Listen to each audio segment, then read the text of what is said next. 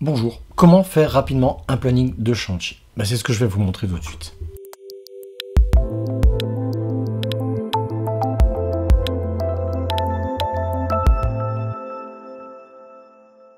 Alors la première chose à faire quand on arrive sur Planning Web, c'est de changer le vocabulaire.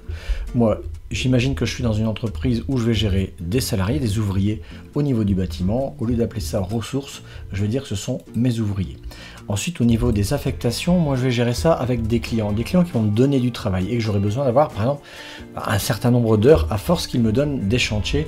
Donc pour moi, ça sera des clients. Et je vais garder le mot équipe. Alors, la première chose que l'on va faire, c'est comment on ajoute un nouveau chantier, une nouvelle tâche à quelqu'un. Si je clique ici sur cette personne-là, je peux par exemple lui marquer un chantier qui serait des logements à Épinal. Et je choisis une couleur. La couleur va être importante parce que c'est ce qui va me permettre de me repérer, de repérer rapidement mes chantiers en cours. Et après, voilà, regardez, pour faire ça rapidement, j'ai juste à étirer. Et si elle va travailler avec sa collègue Sacha, je peux directement étirer la tâche sur la deuxième personne. C'est comme ça que je peux les dupliquer très rapidement. Maintenant, moi, je vais aller plus loin parce que je voudrais un calcul d'heures par la suite. Alors, comment je vais pouvoir faire ça? Regardez, quand je crée une tâche ici, imaginons que je vais mettre Sacha en absence. Dans cette même fenêtre, je vais avoir un petit menu déroulant où moi, j'ai créé des tâches prédéfinies qui vont gagner du temps. C'est des tâches qui sont récurrentes dans mon entreprise, comme par exemple les congés. Ici, je peux mettre cette personne en congé le vendredi.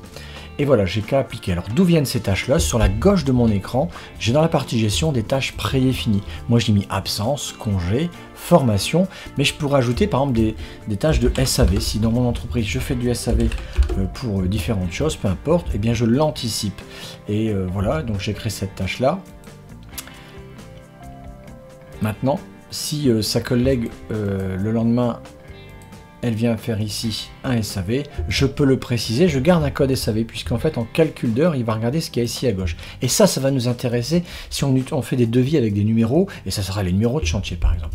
Moi si je fais un SAV, par exemple en plomberie, j'invente quelque chose, voilà, je peux avoir d'abord le petit bouton vert plus pour mettre une information complémentaire, par exemple, changement de robinet. Alors ça, vous connaîtrez ce qui va se passer. Regardez, il y a un petit point rouge et ça va être une bulle d'aide. Mais ça va me servir si j'imprime le planning individuel de Camille, elle pourra voir mes commentaires que j'ai écrits. Alors, je vous ai parlé du code que j'ai vu tout à l'heure avec SAV. On va revenir sur le logement d'Épinal que j'ai créé ici. Ce qui va être intéressant, ce n'est pas de piocher ici un truc, une tâche prédéfinie, mais de mettre un code. Par exemple, ici, je vais marquer, c'est mon devis, je vais inventer un numéro 001. Et cela, je vais dire que qui m'a donné, je pourrais affecter ça à un client qui m'a donné l'affaire. Je vais tout de suite supprimer cette tâche-là parce que on va la personnaliser. Je vais aller dans client et je vais ajouter quelqu'un qui m'a donné le chantier. Par exemple, ça pourrait être une mairie, la mairie d'une ville qui serait à Trizac. C'est une ville qui existe, hein. Trizac. Voilà, donc là, je fais OK. Donc j'ai ici un client. Je vais en ajouter directement d'autres, par exemple un syndic quelconque, j'invente. Et enfin, je vais en rajouter un troisième, comme un gros œuvre. Voilà, alors lui, il ne doit pas exister. Alors maintenant, si je reviens sur mon planning, je vais dire que le logement m'a été, cette affaire-là m'a été donnée par la mairie de Trizac, par exemple. Donc là, ça y est, ça devient un petit peu plus concret, et là, je vais vraiment la dupliquer en dessous. Donc vous voyez que j'ai l'information. Tiens, c'est un peu petit, je vais aller dans les paramètres, et je vais demander d'avoir une taille peut-être un peu plus importante. Voilà, c'est un petit peu mieux. Et bien, maintenant, c'est comme ça que je vais avancer. Alors, qu'est-ce qui va se passer? Si je vais tout doucement continuer à planifier différentes choses, donc je vais ici ajouter un chantier 002, et là, je vais dire que le lundi, ils vont aller au centre hospitalier, par exemple, de Rouen, peut-être qu'il n'y en a pas, j'en sais strictement rien. Je vais mettre une couleur ici, bleu. Je crois que j'avais mis 2 numéros, ça sera plus propre. Voilà, et puis je vais l'étirer, hop, elle y va encore avec sa collègue. Et ils vont y aller par exemple, elle 3 jours et elle 2 jours par exemple. Là, elle a encore un SAV, le même, j'invente, hop, voilà ici. Et là par contre, ça sera plutôt, on va changer changement d'une bombe.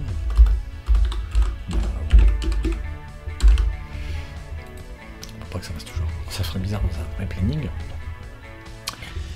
Et alors maintenant, imaginons pour Camille, je pourrais du coup lui donner son planning individuel. Alors, je vais aller sur la vue individuelle, je vais aller sur Camille, et voilà, j'ai déjà 3 choses. Si je demande ici d'avoir un PDF de son document, donc moi il est ici du 9 au 28, si je fais le PDF individuel,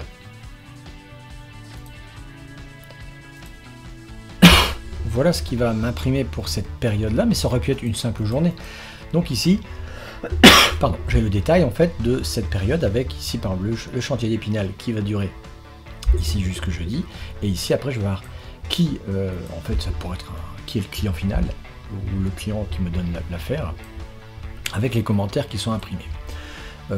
Après bon, il y a des différentes vues individuelles que vous connaissez, entre voilà le planning de Camille, ou après sur un mois, ce que ça donnerait. Si je vais dans calcul d'heures, maintenant pour toutes mes personnes, voilà le résultat que j'aurai. J'aurai ici sur le logement Épinal, j'aurais eu 64 heures de travail, et j'aurais eu 40 heures au centre hospitalier, avec 15 heures de SAV.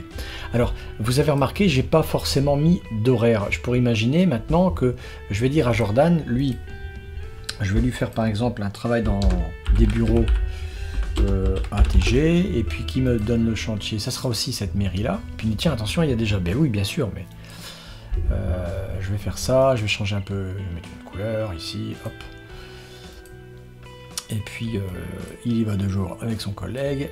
Je vais lui rajouter aussi par exemple un travail dans une résidence à Meudon, voilà, par exemple. Et ça sera le gros œuf qui me donne ça. Et puis ça sera aussi ces 2 personnes là qui y vont.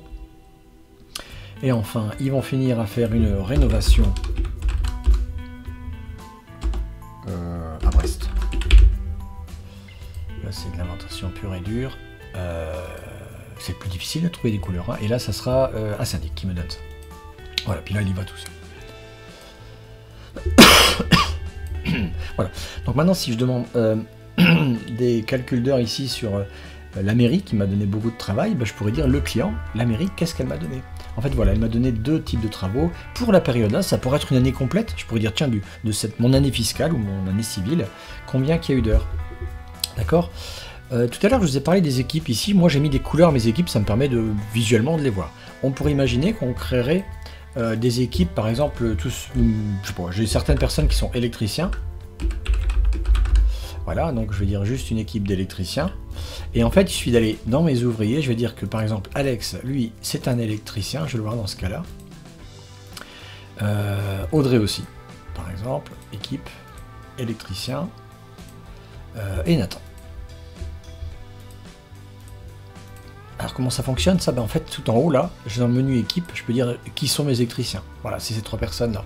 Ça me permettrait, alors soit je créerais les vraies équipes, mais on pourrait imaginer que ce soit plutôt des compétences en fait. Si je viens ici pour ajouter des horaires, je vais dire que le SAV finalement, c'était pas toute la journée, c'était par exemple de 8h à 12h.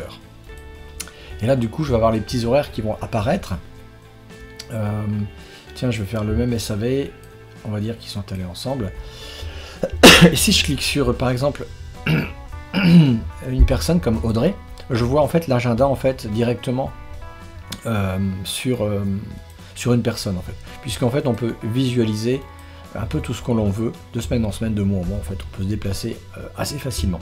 Voilà, c'était une courte vidéo, une petite vidéo pour vous montrer comment on peut simplement en fait créer tout un planning, puisque en fait les plannings souvent on les a dans la tête, puisque c'est nous qui allons gérer ça. Mais là en fait ça permet de peut-être travailler à plusieurs, et puis ça marche sur smartphone, ça marche sur iOS, sur Android, c'est assez pratique. On peut aussi créer des groupes de consultants, c'est-à-dire que je pourrais donner à mes salariés une vue sur leur planning à eux, et même les limiter en disant non, je t'autorise à voir que par exemple 15 jours à venir, puisque le reste c'est pas encore certain, et on pourrait dire maintenant tu ne vois que les 15 jours prochains. Donc c'est plein de choses, il y a des vidéos qui vont vous expliquer ça sur la chaîne. En tout cas vous pouvez tester Planning Web sur sodiasoft.com, vous avez le lien de Planning Web pour tester ça, ou n'hésitez pas à nous contacter. Merci beaucoup, à bientôt.